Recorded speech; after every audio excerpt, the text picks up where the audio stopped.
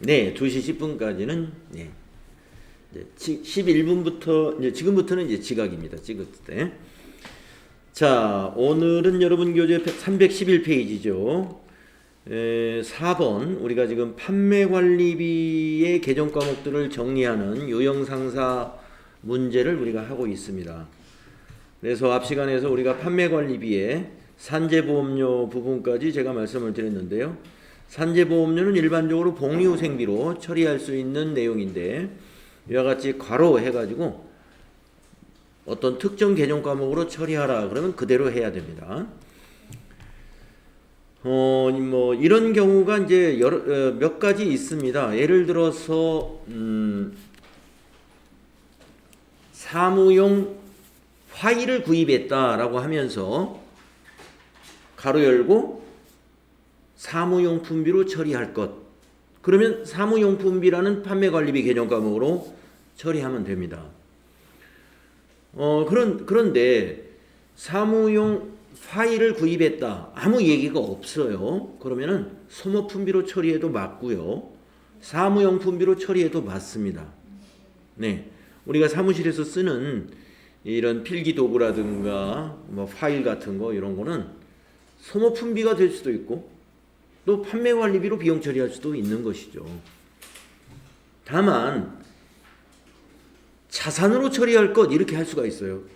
사무용 무슨 소모품을 구입했다 그랬는데 자산으로 처리할 것. 개정 과목은 아니죠. 자산은. 자산 중에 적당한 개정 과목으로 해라 이거예요. 그건 소모품 B로 하면 안 되고 뭐로 하면 될까요? 예, 그냥 소모품. 그렇습니다. 자, 그런 문제 아마 뒤에 우리가 이제 기출이나 또는 모의고사를 풀어보다 보면은 그런 문제를 만날 수 있을 거예요. 자, 4번부터 보도록 하겠습니다. 9월 4일 날 8월분 급여 지급분에 대한 건강보험료 50만 원을 서울은행 보통예금 계좌에서 이체하여 납부했습니다. 건강보험료의 50%는 급여 지급 시 원천 징수한 내용이고 50%는 회사 부담분이다. 당사는 회사 부담분을 복리후생비로 처리하고 있다. 예. 그러면 25만 원은 복리후생비인 거죠. 자, 원천 징수한 건 여러분 개념 과목 알죠? 예수금. 그렇습니다. 자, 그래서 대변의 보통예금부터 입력을 할까요? 자, 9월 4일 일반전표를 입력하겠습니다. 자, 일반전표 입력 9월 4일 입력하시고 대변의 103번 보통예금. 은행을 거래처로 해야 되죠. 서울은행이 되겠습니다. 서울은행 보통. 방향키로 쭉 가셔가지고 50만원.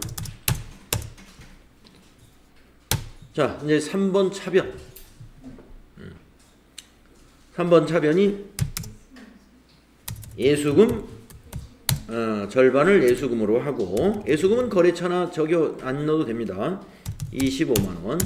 또 차변에 예, 복리후생비인데 예, 811번 골라야 되겠습니다. 그래야 판매관리비 복리후생비가 됩니다.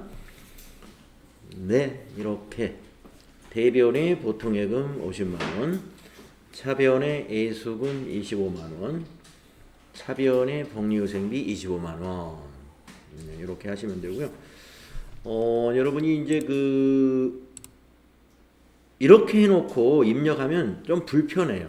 이 상태로 입력하면. 왜냐면은 이렇게 엔터 쳐서 이렇게 화면이 왔다 갔다 전부 안 보이잖아요.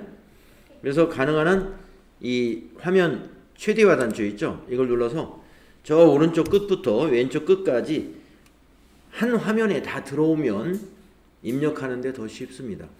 화면을 줄여놓고 하면은 안 보여요. 왔다 갔다 와도 착오를 일으킬 수도 있어요. 그래서 모니터를 최대한 활용을 해서 만약에 비대면으로 시험을 신청하신 분들도 비대면으로 보더라도 이 화면을 이렇게 한쪽으로 치워놨을 때도 그걸 이 프로그램 화면을 최대한 키우는 게 좋아요. 최대한 키워요. 예. 문제지는 왼쪽에 이렇게 문제지도 이제 눈에 보일 정도로는 해야 되겠지만 하여튼 이 프로그램은 최대한 키워놔야 입력이 빨라집니다. 제가 그 민망하게도 오늘 그 한국공인회계사에서 상장하고 그 보조 배터리를 선물로 이렇게 보내왔더라고요. 택배로. 그래서 그게 왜 왔는가 봤더니 상장 내용이, 예, 상장 내용이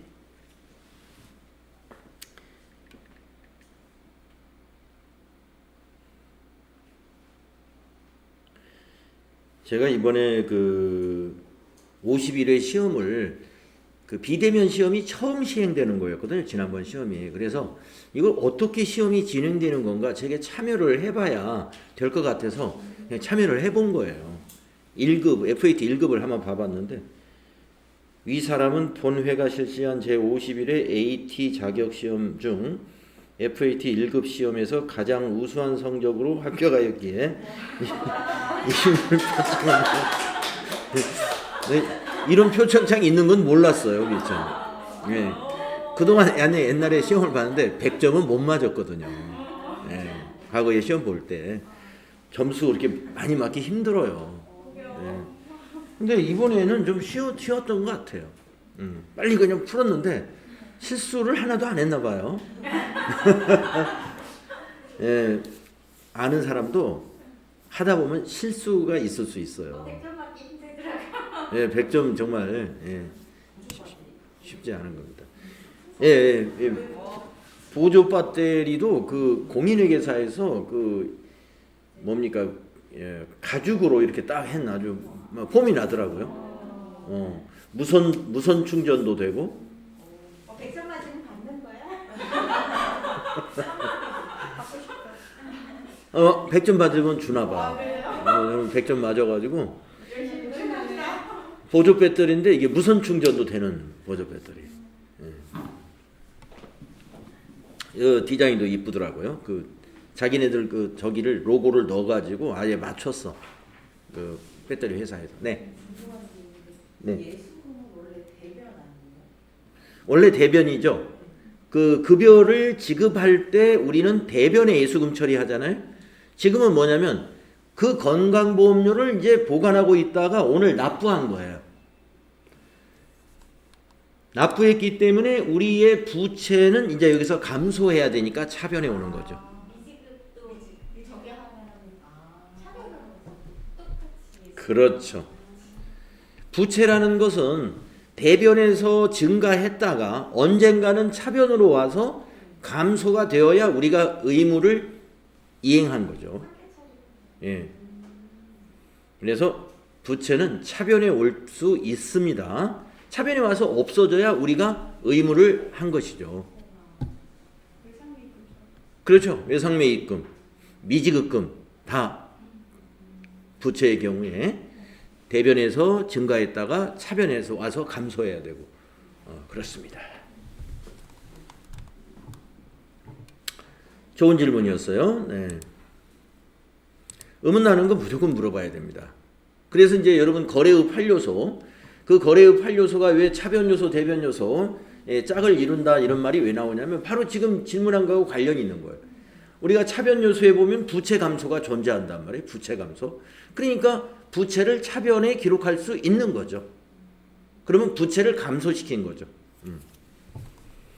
자, 다음에 이제 5번 문제 보겠습니다.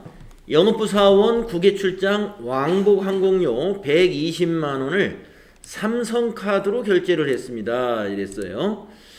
자, 영업부 사원이 출장 갈 때 사용한 그 항공권 교통비죠.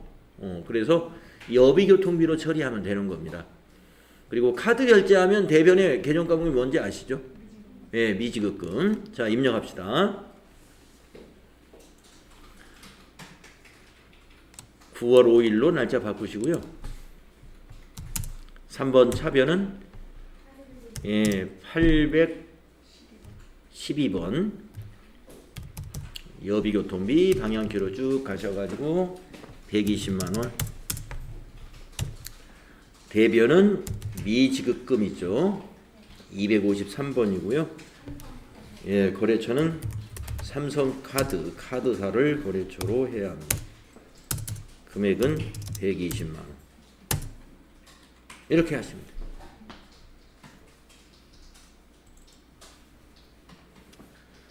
자, 그 다음에 6번째 거 보겠습니다.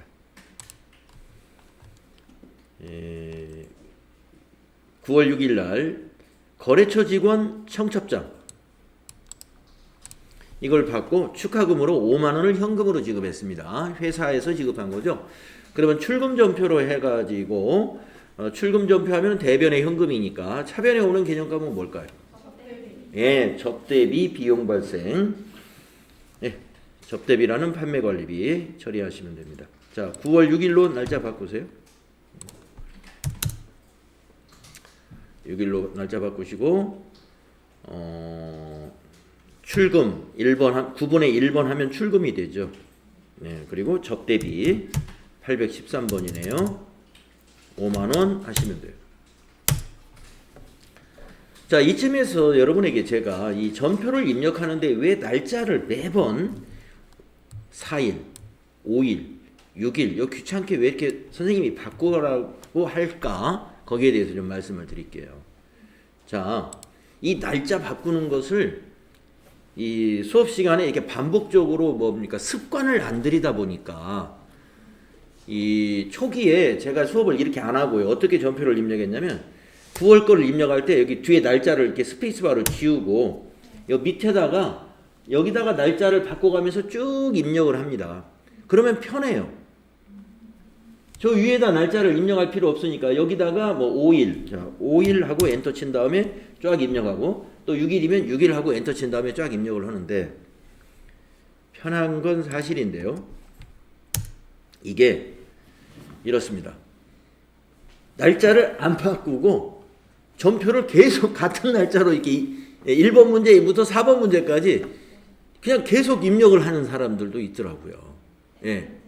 예, 엔터 치면서 하니까. 예. 그래서 야, 이 날짜를 안 바꾸면 무조건 틀려요. 예. 5일 날 문제인데 4일 날 전표에 이어서 넣어 놓으면 분계가 맞았다 하더라도 날짜가 틀렸기 때문에 예, 날짜나 금액에 대해서는요. 금액이 뭐 5만 원이 50만 원으로 들어갔다든가 이런 거는 이런 감점 처리나 이런 게 아니고 무조건 틀리는 거예요. 그런데 거래처를 뭐 명성인데 명성을 빼먹었다. 이런 건 감점 처리가 됩니다. 왜냐하면 회계 장부는 맞았지만 거래처 원장만 틀린 거거든요. 거래처 원장만 안 만드는 거예요. 일부는 맞은 겁니다. 그런데 날짜 자체가 틀리면 예, 그건 금액이 틀리는 것처럼 예, 감점 없이 그냥 무조건 틀리기 때문에 그래서 수업 시간에 제가 여러분이 문제 하나하나 풀 때마다 계속 여기 날짜를 바꾸는 걸 수업 시간에 여러 번 반복하니까 시험 문제 풀 때도 1번 풀고 나서 또 날짜 바꾸고 2번 풀고 나서 날짜 바꾸고 이게 습관이 되는 게 좋겠더라고요. 그래서 초창기에는 제가 이렇게 편한 방법으로 여러분도 여기 이렇게 하면 편하니까 지금 9월 4일, 5일, 6일, 7일 막 이렇단 말이에요. 그래서 현업에서 할 때는 전표를 한 2주 거 몰아서 이렇게 입력할 때는 이렇게 한 월만 입력하고 여기서 날짜를 쭉 바꿔가면서 하시면 돼요. 그런데 시험 볼 때는 그렇게 하다 잘못하면 아까처럼 그런 실수가 있기 때문에 연습을 할 때 그렇게 하지 맙시다. 자, 그래서 6일 날 거 접대비로 출금전표 처리하면 차변에 접대비, 대변에 현금이라는 요 분계 보입니다. 자, 7번 문제 보겠습니다. 9월 7일 날이고요. 거래처 경기상사의 창립기념일을 맞아 동양란을 보내고 대금 8만 원을 현금으로 지급했습니다. 이것도 똑같네요. 네, 접대비. 현금 지급했으니까요. 출금전표로 하십시오. 자, 9월 7일로 날짜 바꾸시고 1번 출금한 다음에 접대비 다다닥 가가지고 8만 원.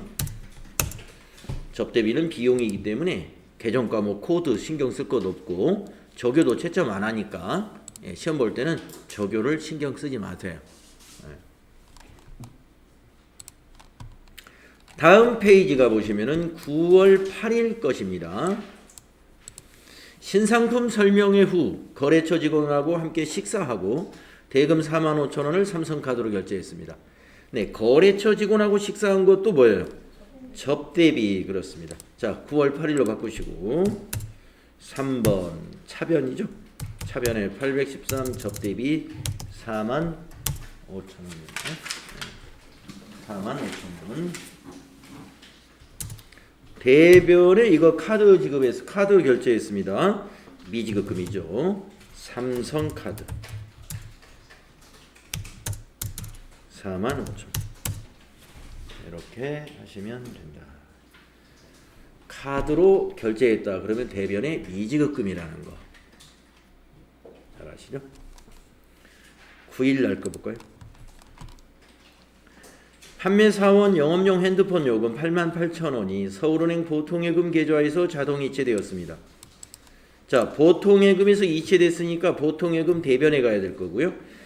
자, 판매사원들이 영업용으로 쓰는 핸드폰을 회사가 지원해 주는 거예요. 그러면 이거 비용 무슨 비용 처리하면 되죠? 네, 통신비. 네, 통신비. 그래서 차변의 통신비, 대변의 보통예금 입력합시다. 9월 9일로 고치세요. 3번 차변에 통신비 814번 쭉 가서 88,000원.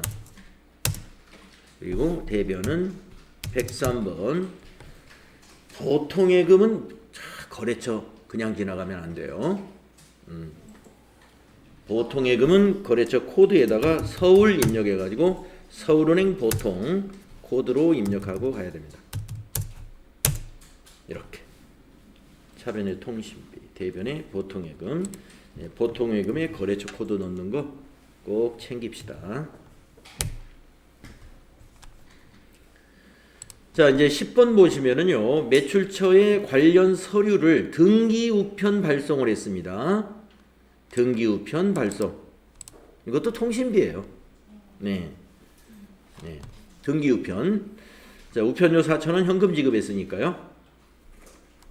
출금 전표 쓰겠습니다. 9월 10일로 바꾸시고요. 1번 출금. 통신비. 814번입니다. 4,000원.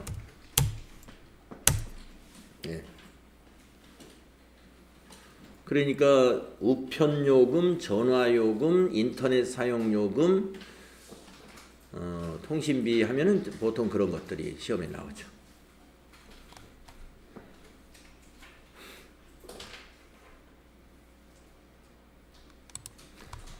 그 다음에 11번 가보겠습니다. 수도요금 나왔네요. 수도요금 3만원이 서울은행 보통예금 계좌에서 자동 이체되었습니다. 네, 대변은 보통예금이고요. 여러분, 수도요금은 우리 판매관리비 중에 뭐가 있죠? 수도광열비 처리하시면 돼요. 9월 11일로 바꾸시고요. 차변의 수도광열비 815번이네요. 3만원. 대변이 4번. 보통예금 103번. 보통예금은 서울은행 코드 걸어줍니다. 서울은행 보통 3만원. 이렇게 하신다. 9월 11일 거.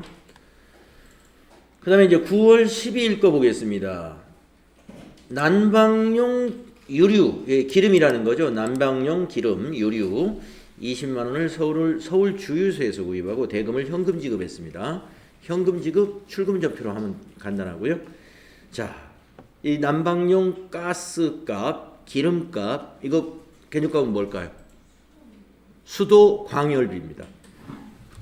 그러니까 우리가 이 수도 하면은 이 수도 요금을 말하는 거고요.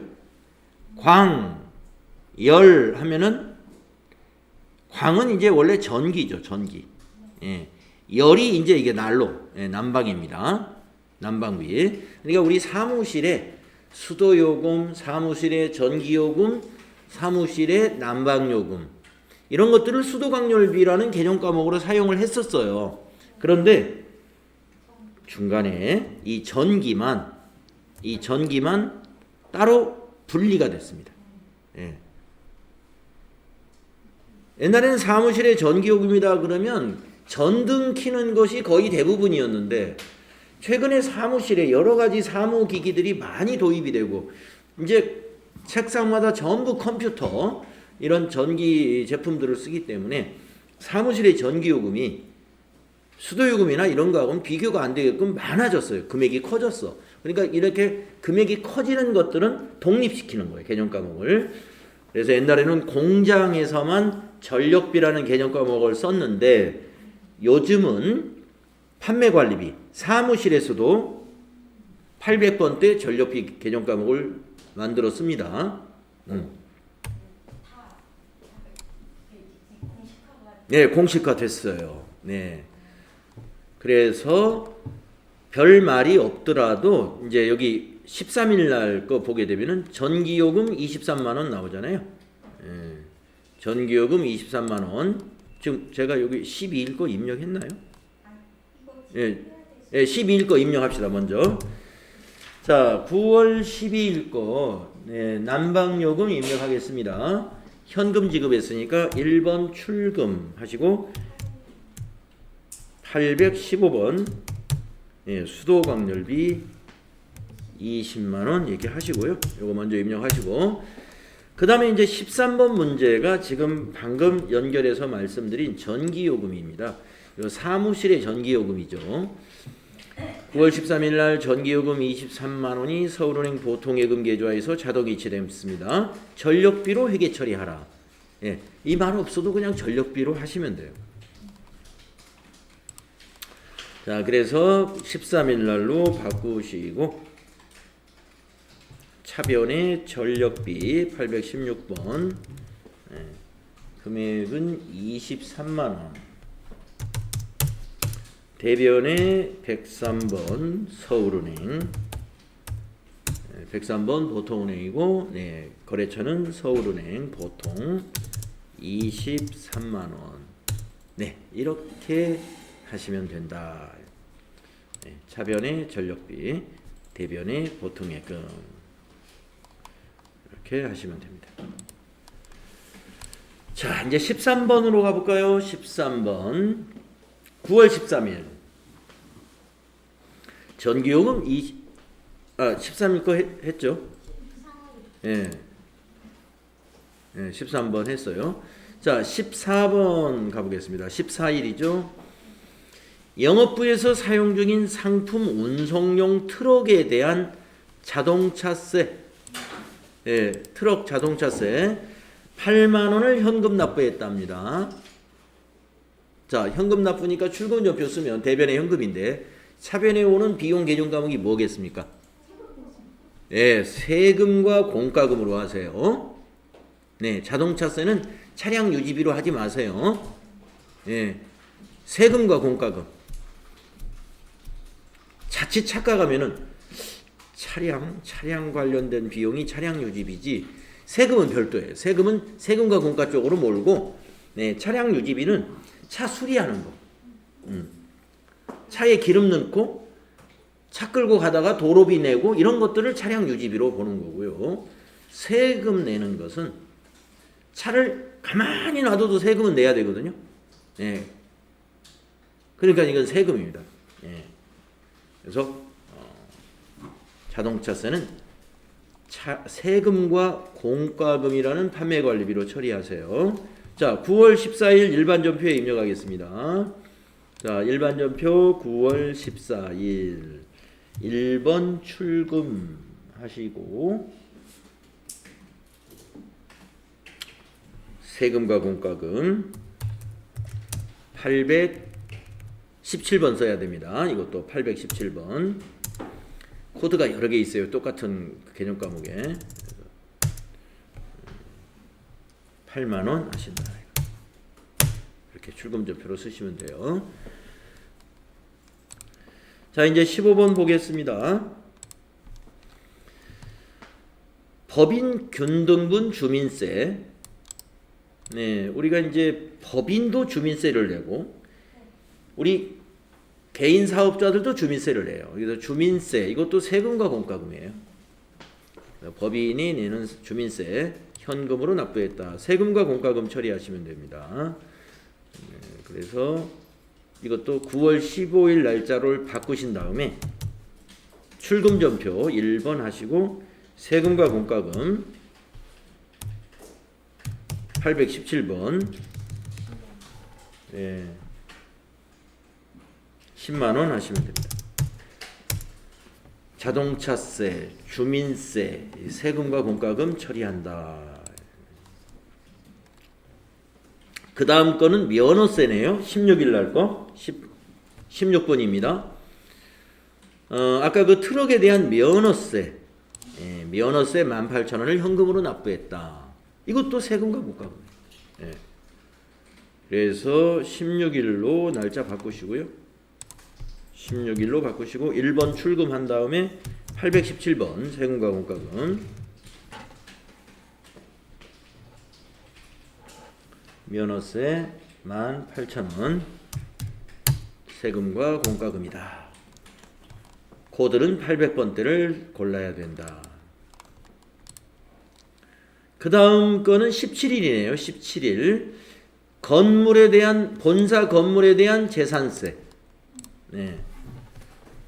공장 건물에 대한 재산세 이런 문제는 FAT 1급에는 안 나오죠. 왜냐하면 FAT 우리 저 도소매업에서는 공장이라는 건 없어요. 공장이 있으면 제조업이죠. 공장 건물에 대한 재산세는 500번대 세금과 공과금으로 하면 돼요. 네, 그런데 본사 건물 또는 영업소 건물 이런 것은 판매 관리비입니다. 그래서 800번대 이것도 817번 세금과 공과금으로 처리합시다. 자, 9월 17일로 날짜 바꾸시고요. 1번 출금 전표 817 세금과 공과금 방향키로 쭉 가셔가지고 방향키로 쭉 가서 80만 원이죠. 자, 우리가 지금 시험 버전으로 연습을 하니까 적요를 전혀 안 넣고 있습니다만은 지금 뭐 면허세도 그냥 세금과 공과금, 재산세도 지금 세금과 공과금 이렇게 하면은 세금과 공과금 내용이 뭔지 궁금하잖아요. 그러니까 원래 여러분 실무할 때는 여기다가 적요에 다 적어주는 거예요.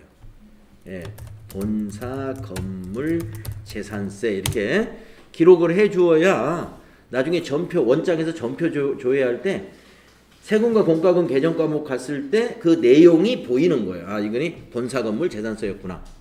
네, 이렇게 다 적어주는 겁니다. 이렇게 적어주는데 지금 우리가 적요를 안 넣으면서 연습하고 있는 것은요. 시험에서 적요 채점을 안 하기 때문에 굳이 그걸 넣을 필요가 없어요. 네, 시간 낭비예요. 그래서 자, 시험 볼 때는 개정 과목 또 채권 채무 예금 관련된 것은 거래처 코드 그 다음에 타개정 대체만 적요 번호로 코드로 그리고 금액은 당연히 반드시 넣어야 되고요. 날짜. 그래서 지금 채점에 관련되지 않는 것들은 그냥 지금 넘어가면서 하고 있습니다. 시험 대비 훈련이에요. 지금 시험 대비 훈련. 다음에 9월 18일 거 보면은요. 상공회의소 회비 5만 원이라고 되어 있는데요. 우리가 이 상공회의소 회비하고 뭐 다른 회비하고 좀 구분이 되는데요. 상공회의소 회비 하면은 상공회의소는 그 법정기관이에요. 예, 그 법정기관의 회비 같은 경우는 세금과 공과금으로 봅니다. 세금과 공과금. 근데 만약에 그러면 어떤 것은 세금과 공과가 될 수 없느냐? 예를 들어서 상공회의소 회비가 아니라 우리 대표이사님이 사장님이 라이온스에 가입을 했어요. 뭐 무슨 이런 단체 아니면 뭐 대학 동창회 고등학교 동창회에 가입을 했어요. 그러면 그런 회에서도 회비를 걷죠. 근데 원래는 이제 사장님이 개인 돈으로 회비를 내야 되는데 이제 청구서가 회사로 오니까 회사에서 이렇게 회비를 내는 수도 있어요. 예. 그렇게 되면은요, 그거는 그게 이제 법인인 경우에 원래는 그 사장님 가지급금으로 처리해서 봉급에서 빼야 됩니다. 예, 급여에서 빼야 되는데 그래도 이게 업무하고 조금이라도 관련이 있다. 예, 그렇다면은 회사에서 비용 처리를 해도 되는데 그때는 기부금 처리해야 돼요. 기부금. 예. 기부한 거지. 업무하고 관련이 없으니까. 그렇죠? 예. 무슨 협회, 뭐 라이온스 협회, 무슨 이런 데는 그 봉사활동하는 기관이잖아요. 예. 거기에 우리 회사가 회비를 냈다? 예, 법정 그런 그 기구가 아니기 때문에 그런 기관은 세금과 공과금으로 처리하는 것이 틀리고 기부금 처리하면 적당합니다. 자, 상공회의소 회비는 세금과 공과금으로 처리해주면 됩니다. 상공회의소 회비 가끔 시험에 나와요. 자, 그래서 9월 18일 거 제가 입력했나요? 안 했네요. 자, 9월 18일 현금으로 냈습니까? 예, 출금 전표 해가지고 817번 상공회의소 회비 5만원. 근데 왜 기관에서도 보면 네. 협회에 막 가입돼 있잖아요. 전기협회 뭐 이런 거. 예.